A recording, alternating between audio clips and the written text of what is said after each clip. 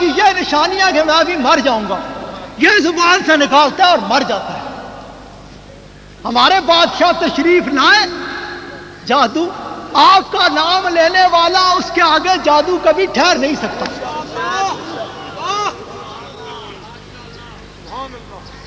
آپ صلی اللہ علیہ وسلم، آپ دنیا میں تشریف آپ کا لانا، خشک دریا جاری ہو گئے، برکتوں کے نزول ہو گئے، آپ کے تشریف لانے سے برکتیں جاری ہو گئی۔ ہمارے بادشاہ صلی اللہ علیہ وسلم،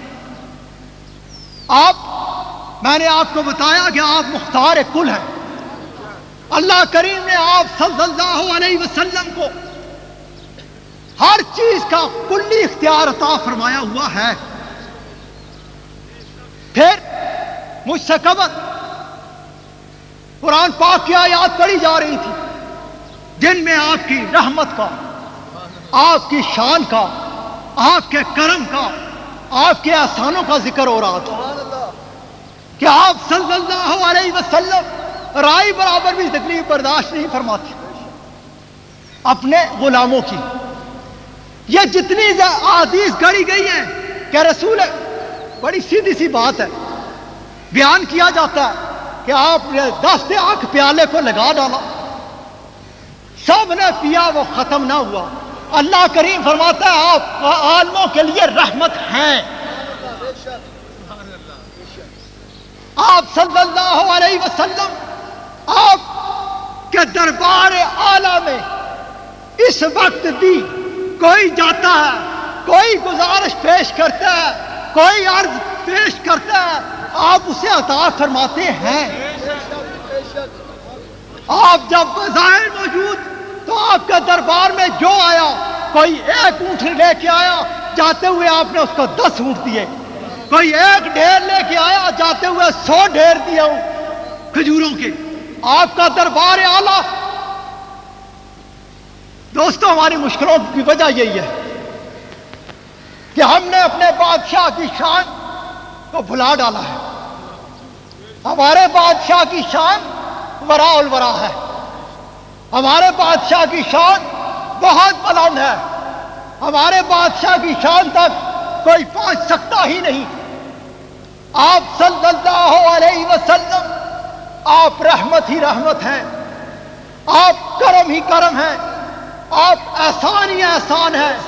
آپ کے دربار اعلیٰ میں تو کھلا اعلان ہے، مانگو کیا مانگتے ہو میں دوں گا۔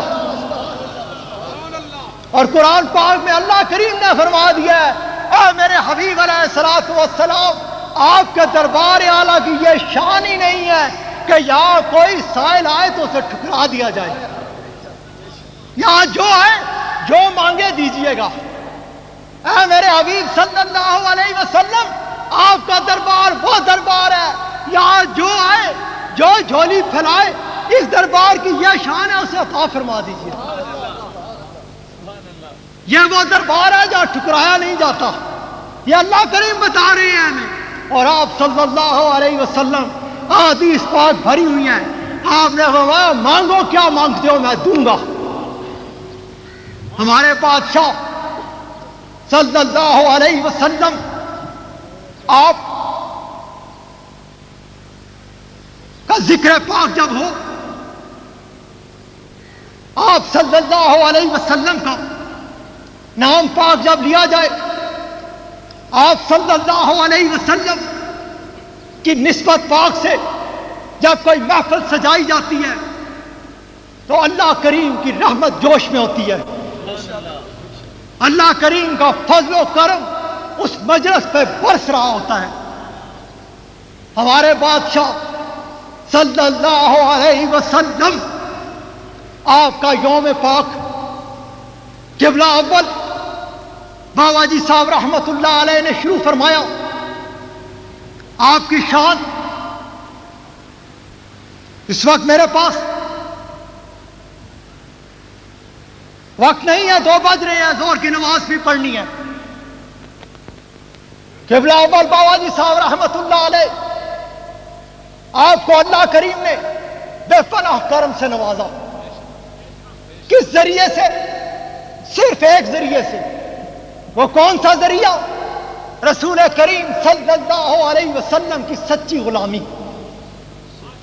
آپ صلی اللہ علیہ وسلم کے در کی غلامی، اس کے ذریعے سے اللہ کریم نے آپ پر فضل و کرم کی بارش فرما دی. قبلہ عالم ثانی رحمت اللہ علیہ، میرے پیر کے پیر، آپ پر اللہ کریم کی رحمتوں کا نزول کس وجہ سے، کس ذریعے سے؟ کہ آپ کو بھی اللہ کریم نے، یہ یاد رکھو، یہ رسول کریم صلی اللہ علیہ وسلم کی جو غلامی ہوتی ہے یہ وہاں سے ملتی ہے. میں اور میرے فرشتے اپنے حبیب علیہ الصلوۃ والسلام پر درود و سلام پڑھتے رہتے ہیں. اے ایمان والو، تم بھی میرے حبیب علیہ الصلوۃ والسلام پر درود و سلام پڑھا کرو. اللہ کریم کی رضا، اللہ کریم کا فضل، نماز پڑھنے سے بندہ نمازی ہوتا ہے، اور نماز ہر حالت میں پڑھنی ہے کیونکہ رسول کریم کا حکم ہے.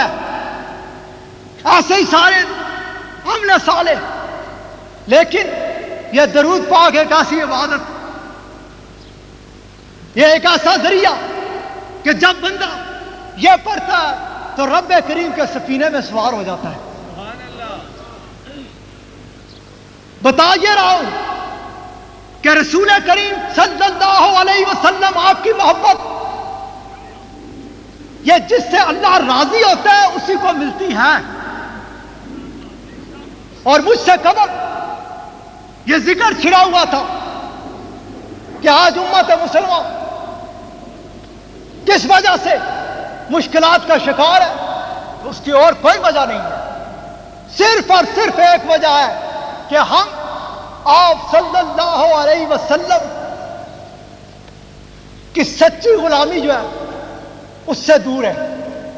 جب اسلام دشمن طاقتوں نے دیکھا کہ یہ مسلمان کس کو کہتے ہیں، میں اکثر کہتا ہوں کہ جب کوئی پوچھے تو زبان سے نکلنا چاہیے کہ الحمدللہ میں مسلمان ہوں.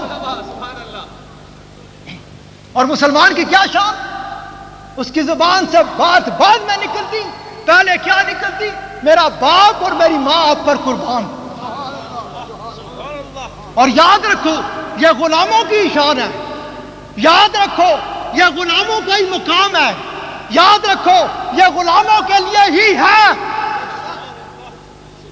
ہمارے بادشاہ کی شان برا البرا ہے، ہمارے بادشاہ کسی چیز کے محتاج نہیں.